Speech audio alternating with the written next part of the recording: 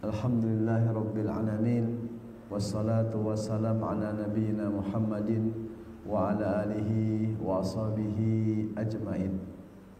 Amma ba'du, qala Allah ta'ala fil Qur'anil Karim, a'udzu billahi minasyaitonir rajim. Ya ayyuhalladzina amanu ittaqullaha haqqa tuqatih wa la tamutunna illa wa antum muslimun. Wa qala ta'ala ya ayyuhan nasu ittaqu rabbakumul ladzi khalaqakum min nafsin wahidatin wa khalaqa minha zawjaha wa batha minhuma rijalan katsiran wa nisaa'a wattaqullaha alladzi tasaaluna bihi wal arham innallaha kana 'alaikum raqiba. Wa qala ta'ala ya ayyuhalladzina amanu taqullaha wal tanzur nafsum ma qaddamat lighad wattaqullaha innallaha khabirum bima ta'malun. Shadaqallahul azim. Wa qala Rasulullah sallallahu alaihi wasallam, inna hadzal Qur'an ma'dabatullah wa ta'allamu min ma'dabatihi mastata'tum. Rasulullah sallallahu alaihi wasallam bersabda, sesungguhnya Al-Quran ini adalah hidangan dari Allah. Fata'allamu, maka pelajarilah oleh kalian, interaksilah oleh kalian, dan ambillah sebanyak-banyaknya nilai kehidupan Al-Quran mastata'tum, sesuai dengan kesanggupan kalian. Bapak dan Ibu yang dimuliakan oleh Allah Subhanahu wa taala, Allah berikan kepada kita kesempatan selalu bersama Al-Quran di dunia ini. Karena Al-Quran adalah pedoman hidup kita, pedoman yang sempurna. Hudal linnas, petunjuk bagi manusia. Hudal lil muttaqin, petunjuk bagi orang-orang bertakwa. Bukan hanya untuk muslim, muslimah, tetapi untuk seluruh manusia yang ada di dunia ini, baik dia seorang yang beragama Islam maupun yang lainnya juga. Makanya khitabnya sering disebut Al-Quran hudan linnas. Al-Quran itu petunjuk bagi manusia, manusia yang ada di bumi ini, manusia yang ada di dunia ini. Maka Al-Quran lah yang seharusnya menjadi petunjuknya. Jadi kalau kita berpedoman dengan Al-Quran, Bapak dan Ibu yang saya cintai di jalan Allah, maka begitu indahnya hidup dengan Al-Quran, di bawah naungan Al-Quran, di bawah bimbingan Al-Quran. Itulah yang seharusnya kita lakukan. Makanya penting bagi kita untuk mendekat, mempelajari Al-Quran. Rasulullah sampaikan tadi, pelajarilah oleh kalian Al-Quran, karena Al-Quran ini adalah hidangan dari Allah. Kalau hidangan seharian kita makan sehari 3 kali kan Pak Bu. Kalau kita hitung makan itu sekali makan 10 menit, kalau belum ngobrol 15 menit lah. 15 kali 3 kurang lebih, kalau makannya di waktu 3 kali sehari berarti 45 menit. Berarti itu makanan jasmani kita. Kalau disebut dengan makanan jasmani, berarti untuk anggota tubuh kita. Sebelum kita masuk materi, kata Allah, ada 2 yang kami bentuk dalam diri manusia itu. Pertama, kami sebut dengan khalaqtu, pembentukan jasmani ini Pak. Jadi fisik kita ini adalah jasmani kita. Yang tadi makanannya seperti sehari 3 kali tadi. Makan bubur lah itu, ayam gitu Pak. Apalagi soto misalnya, ya, nasi padang dan sebagainya. Tapi ada bahasa wanakhtu. Tadi bahasanya khuliqo, kami ciptakan, kami bentuk. Tetapi kalau yang satu lagi, kata Allah, bukan kami bentuk ataupun kami ciptakan, tetapi bahasa dari Allah wanafakhtu. Wanafakhtu itu Pak, Bu, artinya adalah kami tiupkan. Apa yang ditiupkan? Ruh. Nah, ketika Allah meniupkan ruh, itulah makanan yang disebut dengan makanan ruh, yaitu zikir kepada Allah, membaca Al-Quran, mengucapkan kalimat-kalimat thayyibah, ruku sujud kita dalam solat kita, kemudian istighfar kita, itulah yang disebut dengan makanan ruh. Yang kalau sehari, kalau baca solat misalnya 5 kali, baca Quran, itu makanan ruh kita yang harus kita isi terus. Sehingga Bapak dan Ibu yang dimuliakan oleh Allah, jadi hubungan jasad dan ruh ini selalu seimbang. Makanan tadi jasad sudah dengan makanan sehari kita, makan minum kita dengan makanan tadi nasi kita lah, ataupun buah-buahan, ataupun sayur-sayuran. Juga ada namanya makanan ruh yang ada di dalam tubuh kita. Kita masukkan juga. Suatu hari nanti kalau sudah tidak sinkron lagi antara jasad dan ruh ini, maka dia akan berpisah. Itulah yang disebut dengan maut, kematian. Makanya berpisah. Bagi orang yang kurang ataupun mungkin jarang berzikir, ruhnya kurang diisi, diisi dengan nutrisi tadi, dengan zikir, baca Quran, sholat malam, maka dia akan sulit lepas. Terlalu mencintai jasad ini, ya, ruhnya terlalu mencintai jasad ini, jadi berat. Makanya ada orang yang sakaratul maut, Bapak dan Ibu, itu berat luar biasa, keluarnya berat, karena jarang diisi dengan zikir kepada Allah. Adapun seseorang nanti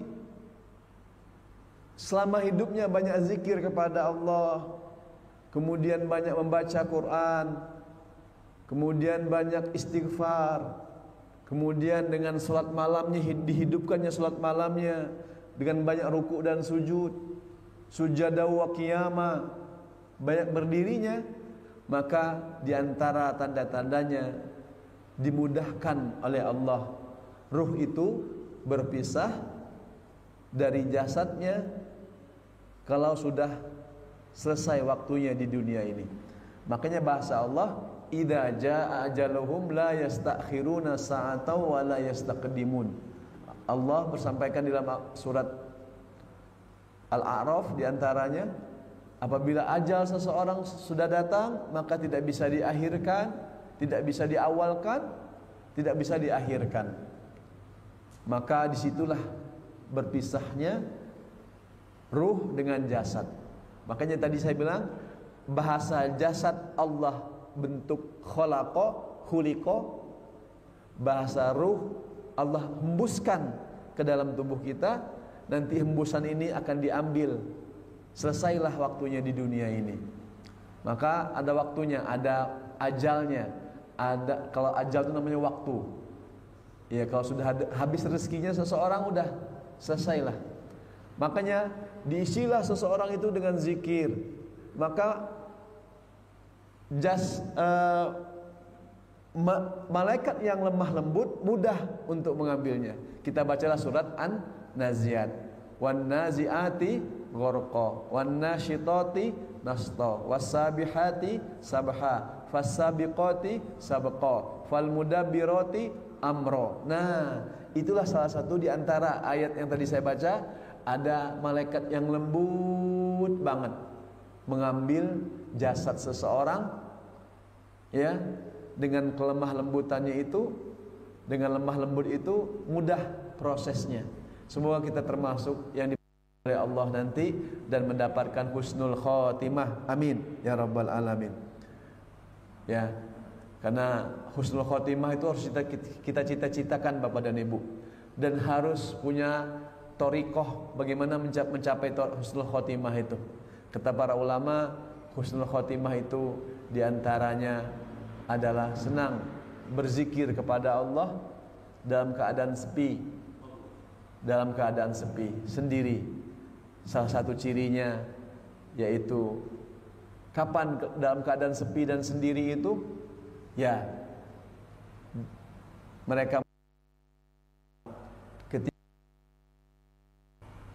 bangun di sepertiga akhir malam, mungkin yang tahu hanya istrinya saja atau suaminya saja. Kan ada beda-beda tuh dalam keluarga. Ada yang suaminya mudah duluan bangun membangunkan istrinya.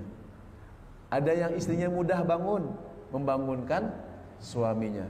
Kemarin ada bertanya, Ustadz, suami saya bangun katanya. Ya, pas pergi akhir malam atau maupun pas azan subuh. Ya, saya bilang gimana caranya Ustadz? Saya sampaikan, pertama banyak berdoa kepada Allah. Karena yang memudahkan seseorang tersebut adalah Allah. Kedua, kerjasama, janjianlah untuk dibangun, untuk saling membangunkan. Karena dalam keluarga itu butuh saling tolong menolong. Ta'awanu 'alal birri wat taqwa. Saling tolong menolong antara kebaikan dan ketakwaan. Dan itulah proses kita menuju Allah.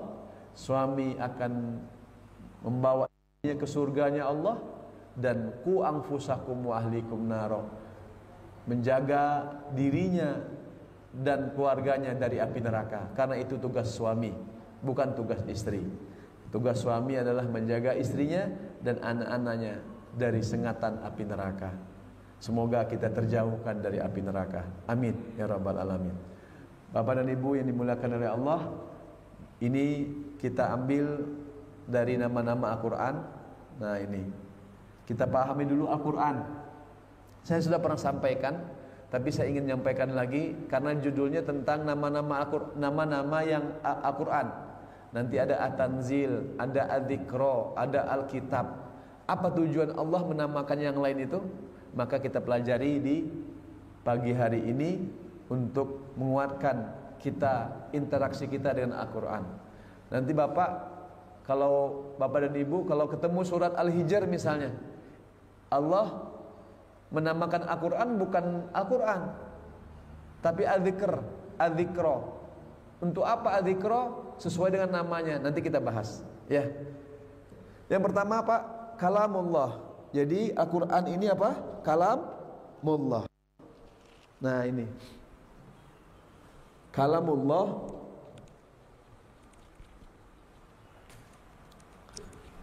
Al-Munazzalu ala khatimil anbiya. Ini tidak ada pakai harokat Pak ya, nggak apa-apa ya, bisa ya.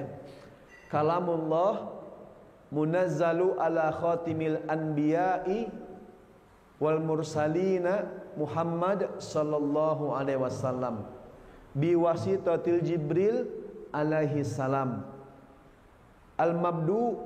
Al-mabdu'u bisuratil Fatihati wal makhtum bisuratin Nasi al-muta'abbadu bitilawati. Ini Al-Quran yang kita pahami definisinya. Kalau secara istilah, kan ada dua definisi itu Pak Bu.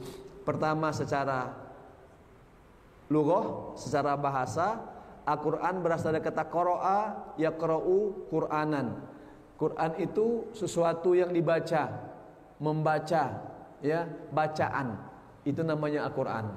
Tetapi kalau secara istilahan, kalam Allah yang diturunkan kepada penutup khatimil anbiya, penutup para nabi dan para rasul. Kan Al-Quran yang kita dapatkan sekarang, yang kita baca itu adalah yang diturunkan kepada nabi dan rasul penutup, yaitu Nabi Muhammad sallallahu alaihi wasallam.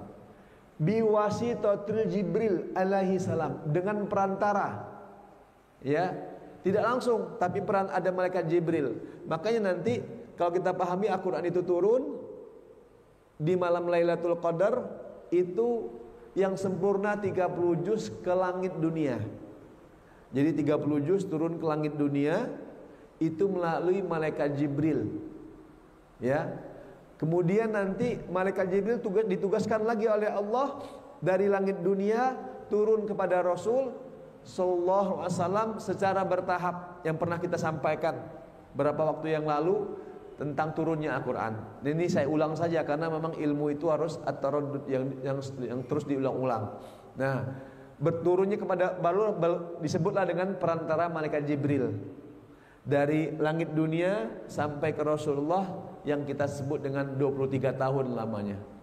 Ya, berarti Pak, ada pertanyaan kemarin, Ustadz, kalau menghafal Quran ada batas umur nggak? Saya bilang nggak ada. Kan Rasul menghafal Quran umur 40 sampai 63 tahun kan sampai beliau wafat. Nah, berarti Bapak dan Ibu masih bisa menghafal Quran. Ya, silakan nanti kalau menghafal Quran kan sudah disediakan di sini. Ada jamaah di salah satu ibu-ibu di salah satu tempat pengajian. Beliau menghafal Quran di usianya 52 tahun. Selesai Quran, beliau selesai 30 juz akhirnya di usianya 61 tahun. Jadi Pak Eman masih bisa insyaallah ya. 61 tahun. Jadi beliau khotam wisuda di usia 61 tahun, selesai 30 juz Al-Quran. Asal ada kemauan memang ya, masih bisa insyaallah. Ditanyalah di antara ibu-ibu tersebut, Bu, mau ngomong apa menghafal Quran? Kata ibu tersebut, Ustadz, saya ingin bekal untuk menghadap Allah. Masya Allah, kata saya. Berarti bekalnya untuk menghafal Quran itu biar semangat katanya. Kan umur saya sudah 50-an Ustaz, 60-an waktu itu, kurang lebih pada saat itu. Beliau ingin menghadap Allah sedang menghafal Quran, kayak gitu bahasanya beliau. Tapi Bapak dan Ibu yang dimuliakan oleh Allah, dimulai dengan surah Al-Fatihah. Jadi kalau dimulai dengan surah Al-Fatihah itu di zaman Rasul, bukan para ulama. Bukan ketetapan sahabat, tapi ketetapan Rasulullah SAW. Ketika ada Zaid bin Sabit di sampingnya, Rasulullah talak pada malaikat Jibril. Malaikat Jibril menerima setoran Rasulullah SAW. Ketika beliau akhir hayat hidupnya, beliau menyetorkan hafalannya dari Al-Fatihah sampai An-Nas. Itulah tercatat sebanyak 2 kali beliau mengkhatamkan Quran di bulan Ramadan terakhir beliau kepada malaikat Jibril alaihi salam. Gitu Pak. Jadi kalau misalnya apakah ada pertanyaan, apakah Al-Fatihah sampai An-Nas itu berurutan sekarang adalah sesuai dengan apa? Sesuai dengan disusun oleh para ulama? Bukan. Sahabat bukan, tapi memang Rasulullah sallallahu alaihi wasallam yang menulisnya. Yang membacakannya ditulis oleh Zaid bin Sabit.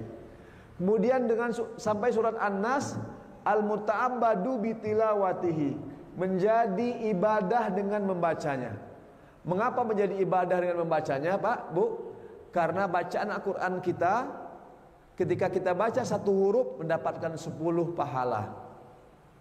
10 pahala berarti kalau ada di dalam Al-Quran juz kurang lebih, misalnya 1 juz itu 1000 huruf, dikalikan saja jadi 10. Jadi begitu banyak pahala dari Allah Subhanahu wa taala. Makanya disebut al-muta'abbadu bitilawati. Yang berikutnya, Bu. Nah, ini. Yang kedua adalah makanya disebut Al-Qur'an itu kalamullah yang tadi saya jelaskan. Nah, apa nama Al-Qur'an? Nah, ini baru masuk kita ini. Pak, Bu. Jadi kalau misalnya Bapak dan Ibu nanti bertemu bacaan Quran, kadang Allah sebut Al-Quran, kemudian Al-Kitab, Al-Furqan, At-Tanzil, Ad-Dzikr. Nah, di antara nama-nama ini ada maksud tertentu. Misalnya, Dzalikal kitabul la raiba fihi hudal lil muttaqin. Berarti ada maksudnya, berarti inilah Al-Quran.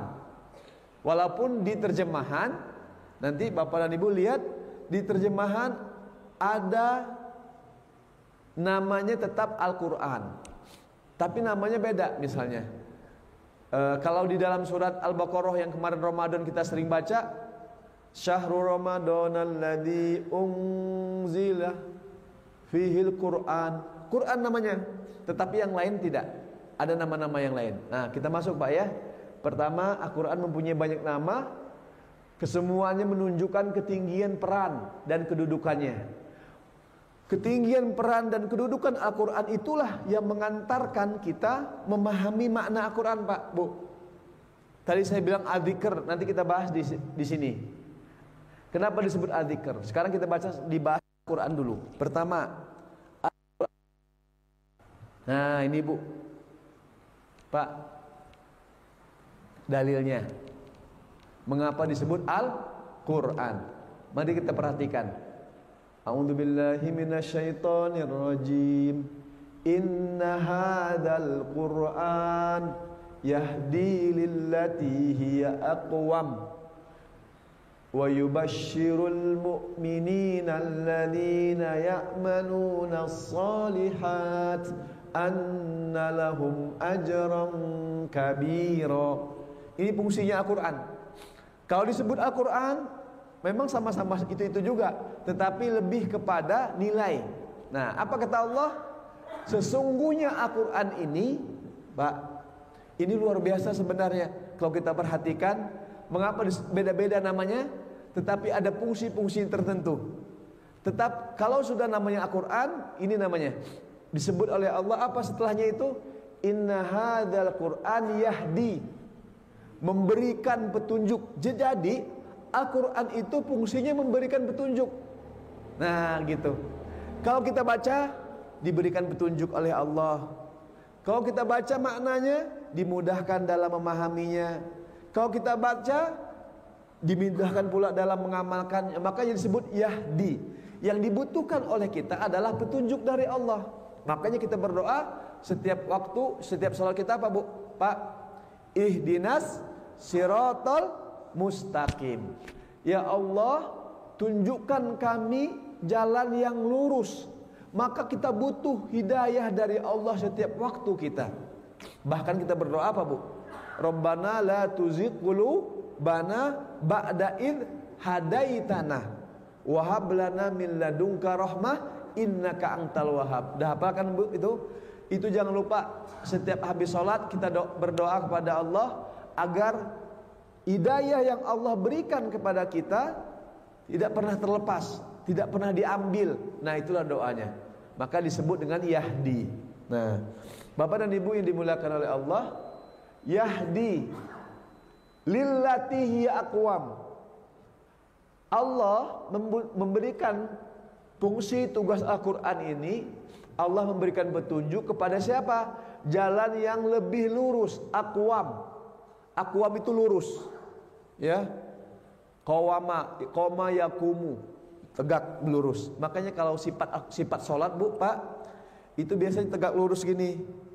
Sifat sholat malam selalu disebut oleh Allah qiyamah, karena berdiri lurus. Dan Rasul menyampaikan abdalus sholah tulul qiyam. Sama-sama katanya qoma yakumu ini akumu. Kan Allah menyebut sholat itu dengan aqimus sholah. Ya, bukan a'malu sholah, tetapi menegakkan sholat. Memang sholat itu berdiri lurus gini. Dan seutama-utama sholat sunnah adalah lama berdirinya. Jadi kalau kita berdiri itu dalam keadaan taat kepada Allah, yang mudah kan Pak? Kalau sholat jamaah, mungkin kita memikirkan jamaah. Ya, ada yang lebih tua dan sebagainya. Mungkin nggak mungkin imam baca surat Al-Baqarah gitu, ya Ustaz ya, full Baqarah itu panjang banget. Ya, ataupun surat yang lainnya. Kalau sholat sunnah boleh. Kalau sholat wajib mungkin ya ada batasannya. Tapi kalau sholat sunnah, selagi imammu mau lama berdirinya, imamnya panjang bacaannya, maka itulah yang afdol. Makanya kalau Ramadan sholat tarawih itu kan lama bacaannya, panjang, 1 juz, 2 juz, 3 juz. Bahkan di zaman Imam Bukhari itu diminta oleh jamaah sekitar masjid rumahnya itu untuk selalu jadi imam di Ramadan. Imam Bukhari didatangi oleh jamaahnya, ya imam, salatkan kami, jadikan kami ingin engkau menjadi imam kami. Kata di dalam riwayat Bukhari itu Bu, kisahnya Imam Bukhari itu biasa mengkhotbahkan dengan jamaah Sholat masjidnya itu mengkhatamkan Quran 2-3 hari. Berarti satu malam berapa juz? 10 atau 15 juz. Begitulah. Gitu. Tapi permintaan jamaah ya, bukan permintaan DKM. Kalau minta DKM nanti jamaahnya nggak siap, nanti usulin juga, karena yang sholat jamaahnya. Gitu. Kalau permintaan jamaah bolehlah, ya. Karena pahamnya jamaah sholat malam itu lebih utama, panjangnya, lamanya, maka dimintalah di Ramadan Imam Bukhari jadi imam, biasanya mengkhatamkan Quran 2-3 malam. Berarti rata-rata 10 juz semalam atau 15 juz semalam. Wajar kalau memang menghidupkan malam Ramadan itu dari ba'da Isya sampai menjelang subuh, itu bisa dibaca seperti itu. Bapak dan Ibu yang dimuliakan oleh Allah, karena Al-Quran ini luar biasa, makanya disebut yahdi lillati hiya aqwam wa yubashshir. Nah ini, dan memberikan kabar gembira, selalu memberikan kabar gembira Al-Quran itu. Wa yubashshir, memberikan kabar gembira bagi orang yang beriman. Alladzina ya'malu, siapa orang beriman tersebut? Dilanjutkan lagi oleh Allah, ya'maluna sholihat, mereka yang senantiasa beramal soleh. Majelis taklim, majelis ilmu, ada sodakoh, bersempatan sodakoh, ada kumpul dengan kebaikan-kebaikan. Amalan solihah ini, Bu, Pak, adalah amalan yang mendatangkan cinta Allah kepada kita. Apa saja? Ya, yang mendatangkan cinta Allah itulah amilus solihat, beramal solih namanya. Selama itu misalnya mendatangkan cinta Allah, maka dia amalkan itu. Apa yang dihadiahkan oleh Allah nih terakhir ayat ini, annalahum ajran kabiro. Baginya, bagi mereka itu apa? Ajron ini balasan, pahala, kabiro yang sangat besar. Kalau bahas fi'il mutlak, jadi memang sifatnya itu banyak pahala yang Allah berikan, berlipat-lipat, kali lipat, itulah disebut dengan ajrong kabiro. Bentuknya gitu, ajrong kabiro, pahala yang sangat besar yang Allah berikan. Itulah tujuan Al-Quran yang pertama, gitu Pak, Bu. Yang kedua, nah ini disebut dengan Alkitab. Banyak nih Alkitab nih. Bismillahirrahmanirrahim. Hamim. Disebut dengan ilmu tajwidnya, ilmu tasnya harful muqatta'ah, ayatul muqatta'ah. Huruf yang dibaca hanya huruf-huruf hijaiyah ataupun huruf-huruf terpotong. Muqatta'ah kan terpotong aslinya, artinya terpotong, ha dan mim saja. Tafsirannya kata para ulama, Allahu a'lam bimuradihi, hanya Allah yang mengetahui maksudnya. Walaupun ada yang diartikan. Saya belajar di tentang ulumul Quran, lebih aman memang Allahu a'lam bimuradihi tafsirannya. Walaupun ada yang mengartikan dengan mana-mana yang lain. Nah, wal kitabil mubin. Nah, dinamakanlah Alkitab. Wal kitabil mubin, itulah kitab yang sangat jelas, sangat nyata.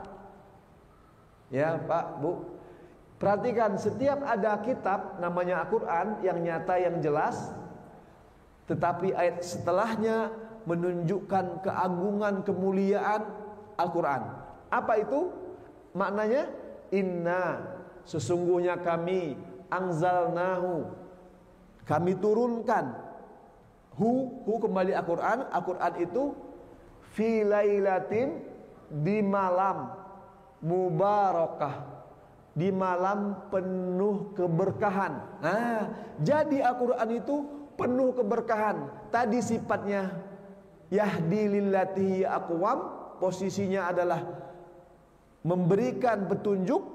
Al-Quran itu karena kalam Allah. Dan yang kedua disebut dengan bahasa Alkitab, dia posisinya memberikan keberkahan. Nah, ini Bapak dan Ibu yang dimuliakan oleh Allah. Jadi Al-Quran itu mendatangkan keberkahan. Apa makna berkah? Para ulama menyimpulkan berkah ziyadatul khair, bertambahnya kebaikan. Misal nih, Bapak dan Ibu dimudahkan ke masjid. Setelah di masjid ikut taklim sampai syuruk. Setelah syuruk sholat 2 rakaat. Setelah waktu syuruk datang sholat 2 rakaat, sholat syuruk. Begitu banyak kebaikan-kebaikan yang Allah berikan, maka itulah yang disebut dengan berkah hidup kita. Hari ini aja dihitung tadi sholat tahajud, sholat witir, kemudian sholat 2 rakaat sebelum sholat subuh, nilainya khairum minad dunya wa ma fiha. Kemudian sholat subuh berjamaah, kemudian pengajian. Nanti setelah pengajian habis syuruk sholat 2 rakaat lagi. Pas waktu syuruk sholat 2 rakaat lagi. Setelah sholat 2 rakaat kita pulang, komunikasi dengan keluarga kita. Kemudian begitu rutinitas kita. Semua itu nilai kebaikan dalam ketaatan kepada Allah. Makanya disebut ziyadatul khair, bertambah kebaikan, keberkahan itu, Bu. Pak, ziyadatul ta'ah, bertambahnya ketaatan. Nah, kalau sudah bertambah-tambah seperti itu, maka nanti insya Allah Allah berikan husnul khotimah. Amin. Semoga Allah berikan kita semua husnul khotimah. Amin ya rabbal alamin. Itu fungsinya, Pak, Bu. Di dalam inna kunna mungdirin, kami beri, maka dengan Al-Quran itulah sesungguhnya kamilah memberi peringatan, kata Allah. Maka Al-Quran itu disebut dengan kitab karena fungsinya memberikan peringatan. Tadi memberikan hidayah, petunjuk. Yang kedua, Al-Quran dinamakan dengan Alkitab, memberikan peringatan. Nah, itu fungsi-fungsinya beda, Pak. Tadi disebut Al-Quran memberikan petunjuk, ini disebut Alkitab memberikan peringatan. Mungdirin berarti kalau kita baca Quran, Bu, Pak, Bu, banyak peringatan dari Allah. Tadi misalnya kata Ustaz Asep, jangan berburuk prasangka. Prasangka buruk nggak boleh. Sebelumnya saya baca juga ayat la yaskhor, jangan membuli, mengejek, menghina. Itu surat Al-Hujurat itu sampai dia innamal mu'minu kita baca tadi sampai akhir itu ayatnya disebut, ayatnya setiap ayatnya adalah surat tentang akhlak. Maka nama lain surat Hujurat itu, Pak, Bu, nama lain surat Al-Hujurat itu para ulama menjelaskannya adalah suratul akhlak, surat akhlak. Jadi kalau mau baca ayat 1 sampai ayat terakhir itu tentang akhlak semuanya. Nanti insya Allah suatu hari nanti kita bahas mengapa penting membahas. Walaupun nama dikenal lain dengan nama suratul Hujurat, tetapi nama lain yang dinamakan ulama adalah suratul akhlak, surat akhlak. Banyak akhlak tentang seorang hamba di sana dijelaskan dari awal sampai akhir. Nah, Bapak dan Ibu yang dimuliakan oleh Allah, itulah disebut dengan Alkitab. Yang berikutnya, nah ini disebut Al-Furqan. Al-Furqan, a'udzubillahi minasyaitonir rajim. Tabarakalladzi nazzalal furqana ala 'abdihi liyakuna lil alamina nadhira. Nah, perhatikan di sini. Tabarakah, Maha suci Allah. Alladzi yang nazzala, menurunkan Al-Furqan. Al-Furqan ini maknanya pembeda hak dan batil. Hak dan batil itulah Al-Furqan, disebut Al-Furqan. Jadi Al-Quran ini pembeda. Ini yang hak, ini yang batil. Di dalam Al-Quran ada semua. Allah menyampaikan, wahai hamba, ya ayyuhalladzina amanu wahai orang yang jangan kalian minum khamar. Itu yang batil dijelaskan dalam Al-Quran. Ya ayyuhalladzina amanu la yaskhar qaumun min qaumin, wahai orang yang beriman, janganlah kalian mengejek satu kaum dengan kaum yang lain. Karena bisa jadi kaum yang lain itu lebih mulia daripada kaum yang satu lagi yang menghina, mengejek tersebut. Itulah Al-Quran. Nah, di sini ala abdihi dikhususkan kepada Nabi Muhammad sallallahu alaihi wasallam. Liyakuna, agar turunnya Nabi Muhammad ini dengan bahasa yang lain rahmatan lil alamin. Bahasa di sini adalah lil alamina nadhira. Jadi Rasulullah itu Bapak dan Ibu turunnya beliau diutus oleh Allah sebagai rahmatan lil alamin. Ada kajian ya. Mengapa tidak rahmatan lil muslimin? Ada kajian di dalam kitab. Kemarin saya baru mengkajinya di kuliah saya. Ya. Karena Rasulullah SAW itu diturunkan Al-Quran. Al-Quran itu petunjuk bagi manusia, dan beliau diutus oleh Allah kepada manusia seluruh alam ini, maka disebut dengan rahmatan lil alamin, sebagai rahmat untuk alam semesta ini.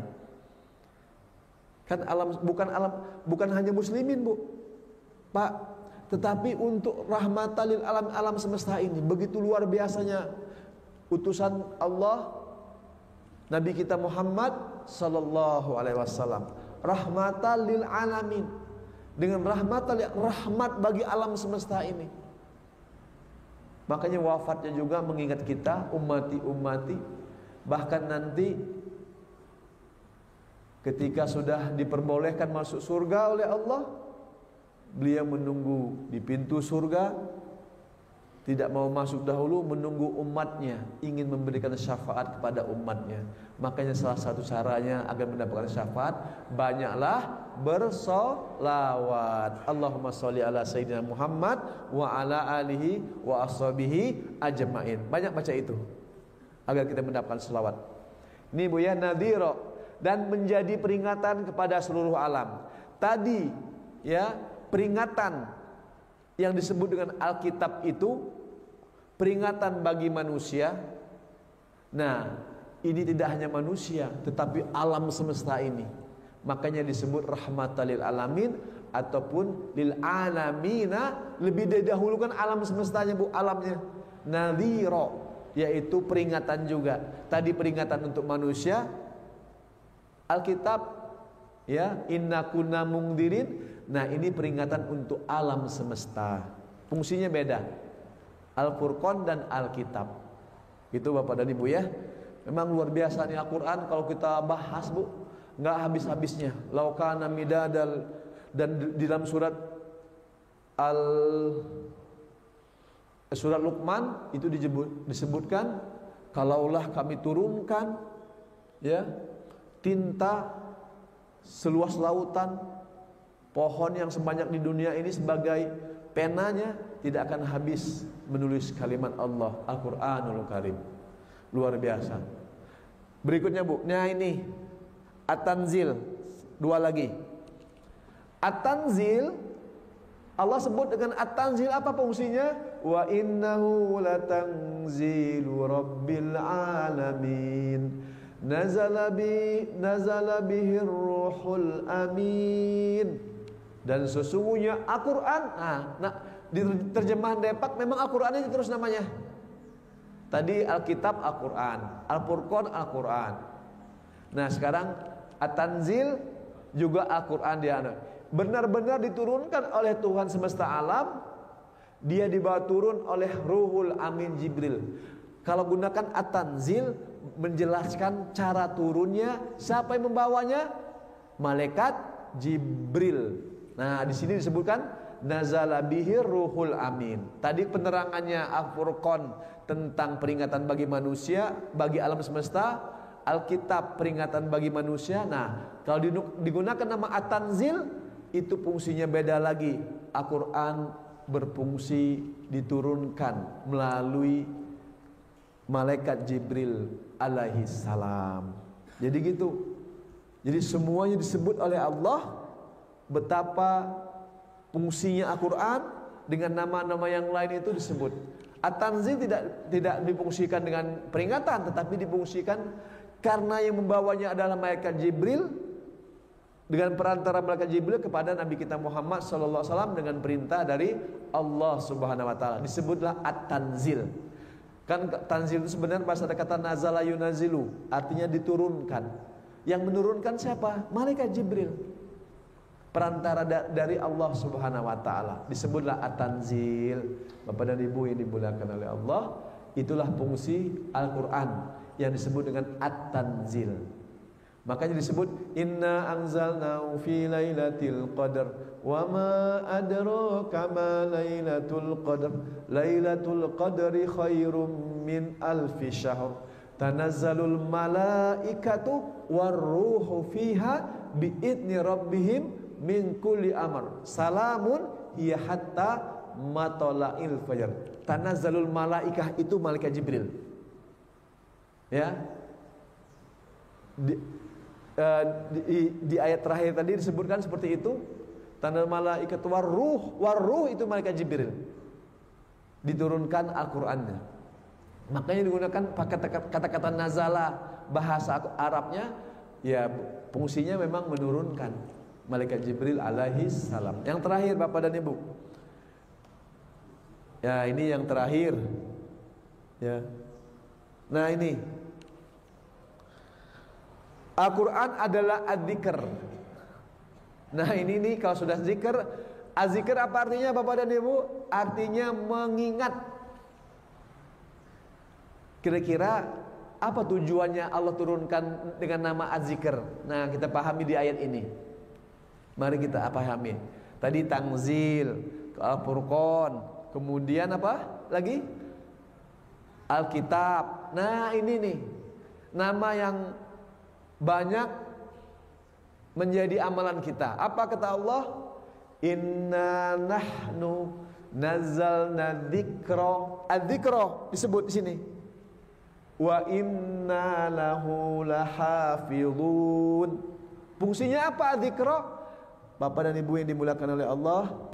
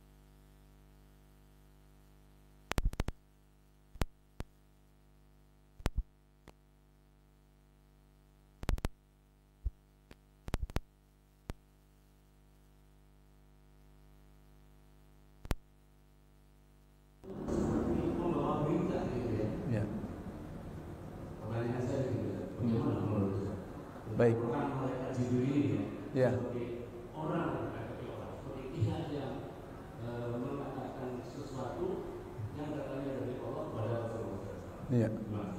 Baik. Baik, mana satu orang lagi, silakan. Ada? Ya, Pak Dadan.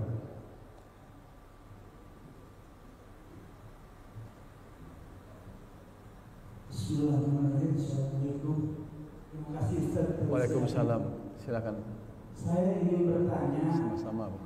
bukan demotivasi ya, cuman pada faktanya bahwa banyak penghafal Al-Quran, Iya. ada juga yang murtad atau kufur. Itu kira-kira apa pendapat? Terima kasih. Assalamualaikum. Gimana tadi, Pak? Siap. Silakan Ustaz. Dua tadi dari Pak Rono mengenai tentang seolah-olah kayak fungsi malaikat. Oke. Baik, terus, Pak. Dari Pak Dadan, silakan. Yang kedua tadi apa, Pak? Tentang apa? Yang kedua tadi apa? Kepada Pak Dadan itu menanyakan mengenai tentang kenapa orang banyak yang menghafal Al-Quran tetapi murtad. Oh ya, murtad. Baik, Jadi baik. termasuk mungkin Oh, iya. bagian di Barat itu lebih hafal dari kita Al-Quran, tapi mereka Baik. tidak mengakui. Oh ya, murtad ya, baik. Terima kasih. Baik, terima kasih Pak. Bismillah. Di antara fungsi ketika Allah berikan ya amanah yang terbesar dari ya malaikat Jibril alaihi salam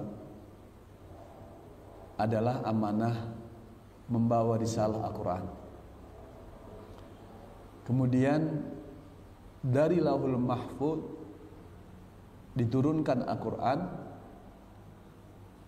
yang prosesnya tidak langsung kepada Rasulullah SAW, tetapi ke langit dunia dulu. Ini harus kita pahami proses ini terlebih dahulu. Ila sama'id dunia. Tadi betul Bapak sampaikan bahwa turunnya ke langit dunia itulah disebut dengan malam Lailatul Qadar. Bukan malam-malam yang diturunkan di hati Rasulullah SAW. Ketika turunnya dari langit dunia yang sempurna 30 juz di sana, kemudian diturunkan pula oleh Allah melalui perantara malaikat Jibril ini, diperintahkan oleh Allah Subhanahu wa taala, yaitu kepada Rasulullah SAW melalui perantara malaikat Jibril yang lamanya kurang lebih 23 tahun. Ketika menurunkan itu, ya ada proses interaksi dari malaikat Jibril alaihi salam kepada Rasulullah SAW yang kita kenal yang pertama dengan surat Al-Alaq. Iqra bismi rabbikal ladzi khalaq. Kalau kita menyebutnya, wahai Muhammad, Iqra, bacalah. Pada saat itu ada dialog sebenarnya dari Rasulullah SAW kepada malaikat Jibril. Ma'ana biqori, mau baca apa? Anda nggak bisa, aku nggak bisa baca, kata Rasul teh. Iqra, disuruh baca. Ma'ana biqori sampai 3 kali. Aku nggak bisa baca. Iqra. Nah, setelah itu barulah dipeluk dengan kuat sambil berkeringat Rasulullah SAW. Disuruh baca lagi dengan Iqra. Barulah Rasulullah SAW mengucapkan Iqra. Kan kita mengenal Rasulullah adalah ummi, gitu ya. Ummi yang tidak bisa buta huruf lah. Nah, kemudian Bapak dan Ibu yang dimuliakan oleh Allah Subhanahu wa taala, ketika mengucapkan kata-kata kul gitu ya. Kul, pas misalnya menurunkan banyak kul. Ya. Kul huwallahu, kul a'udzu birabbil nas dan selainnya. Itu tentu ada komunikasi juga di sana. Kul, katakanlah huwallahu, Allah yang Maha Ahad. Tujuannya itu perintah dari Allah agar menyampaikan kepada para ulama takkid. Artinya Pak, yang pertama mentakkidkan bahwa ini ada utusan, gitu ya. Utusan malaikat Jibril untuk menyampaikan, katakanlah wahai Muhammad, kul. Kalau Al-Ikhlas berarti Allah lah yang Maha Ahad, yang Maha Esa, yang Maha Satu. Yang dimana kita paham ayat itu menandakan bahwa ketika malaikat Jibril menyampaikan kepada Rasulullah SAW, ya, ikuti dengan bahasa malaikat. Ini ayat dari Allah, katakan baik itu secara ucapan, baik itu secara amalan. Tauhid namanya, maknanya kan qul huwallahu itu maknanya tauhid, maupun dalam kehidupan sehari-hari itu bermakna memang ucapan, ya, ungkapan dari malaikat Jibril kepada Rasulullah SAW untuk diamalkan. Itulah yang disebut dengan takkid, menekankan bahwa itulah turun fungsi ayat Al-Quran. Jadi malaikat Jibril ini hanya perantara, Pak. Makanya disebut tadi yang kita awal tadi membahasnya biwasitoh, kan gitu.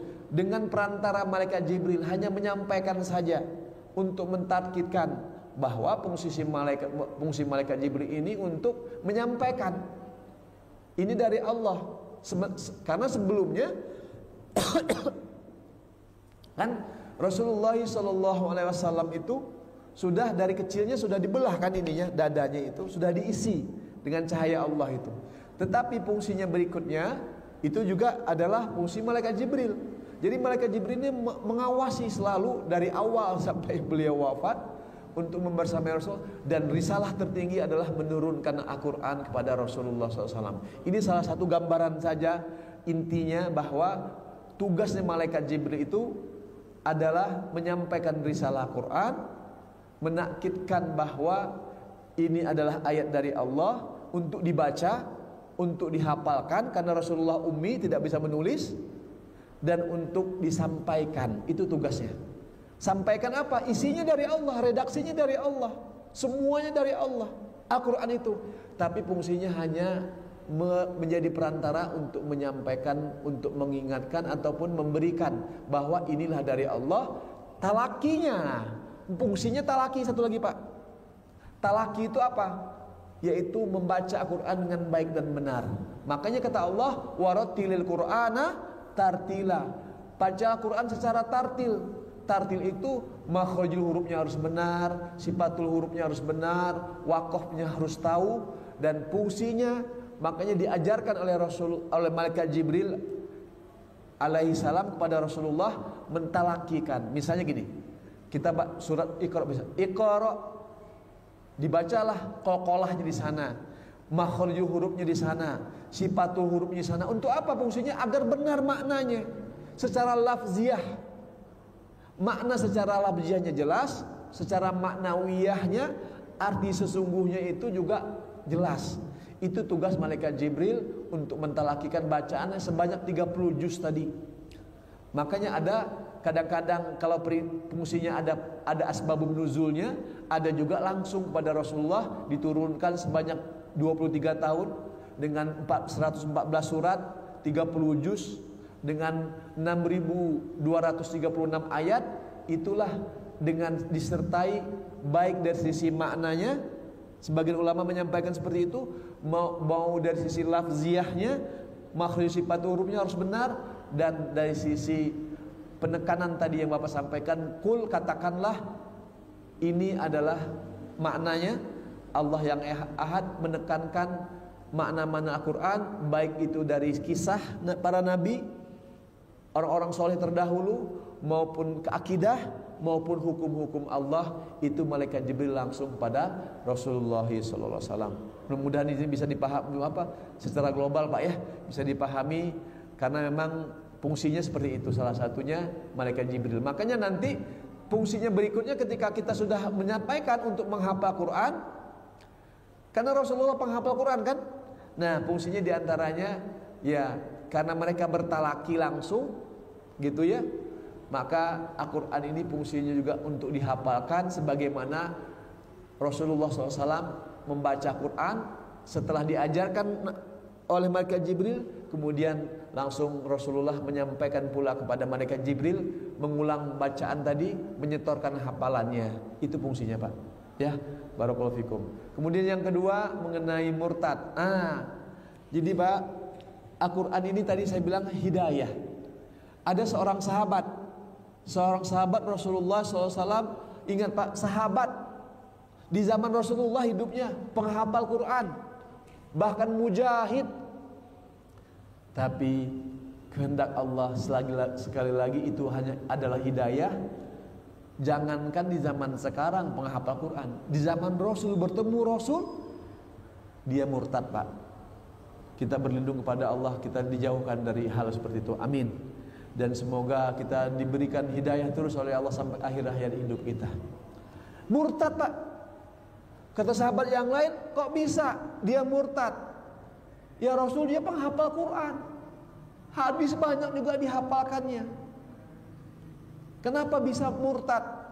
Itu di zaman Rasul, dan sahabat masih ada. Itulah hidayah, kata Rasul. Itulah hidayah.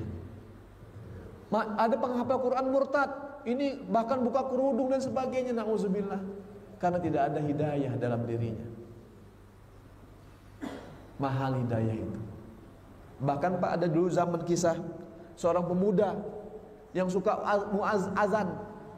Kalau dulu kan azan naik apa? Tower ya. Kalau sekarang menara. Kalau sekarang kan ada ini mic. Ya. Naik menara, kemudian wah itu mah di zamannya keren banget. Wah, penghafal Quran pemuda tersebut. Imam masjid, muazin juga. Suatu hari dia naik menara, kemudian melihat wanita Yahudi yang cantik banget. Ini kisah nyata, Pak. Cantik, kemudian dia tertarik kepada wanita Yahudi tersebut, yang cantik tersebut. Wahai wanita, turunlah menemui wanita tersebut. Wahai wanita, aku ingin menikahimu. Syarat wanita tersebut apa? Boleh menikahiku asal kamu masuk agamaku. Tuh Pak, itulah hidayah dan ujian dan cobaan para penghafal Quran itu berat. Akhirnya gini Pak, Bu, akhirnya pemuda ini mau masuk. Akhirnya dia meninggalkan agama Islamnya, meninggalkan masjidnya, hafalan sebagainya. Menikah sudah dengan wanita Yahudi yang cantik tadi. Malam pertama dia naik genteng ataupun naik tangga, saya jelasnya belum tahu. Yang jelas dia menaiki sesuatu, kemudian terpleset Pak, kakinya jatuh dan meninggal pada saat itu. Belum sempat malam pertama, mati dalam keadaan murtad. Gitulah. Kalau pertanyaan mengapa, itulah hidayah dari Allah. Maka kita harus minta hidayah terus kepada Allah setiap hari. Salah satunya membaca surah Al-Fatihah. Ihdinas siratal mustaqim, siratal ladzina an'amta 'alaihim ghairil maghdubi 'alaihim waladdallin. Amin ya rabbal alamin. Semoga Allah istiqomahkan kita Pak ya, diberikan hidayah terus sama Allah Subhanahu wa taala. Amin. Syukran, jazakumullah khairan katsiran. Masih ada Pak? Silakan. Enggak cukup. Malah dari ibu-ibu ada ibu-ibu? Cukup Ibu. Cukup? Ya, mungkin tidak ada alasan. Insyaallah pada paham semua insyaallah ya. Dan ini memang mengenai Quran itu bakal selesai ya. Karena yang terdahulu Al-Quran itu dari segi apanya pun, tulisannya, bacaannya, maknanya, ya dan seterusnya, itu Al-Quran itu sangat mendalam. Tulisannya aja perlu kita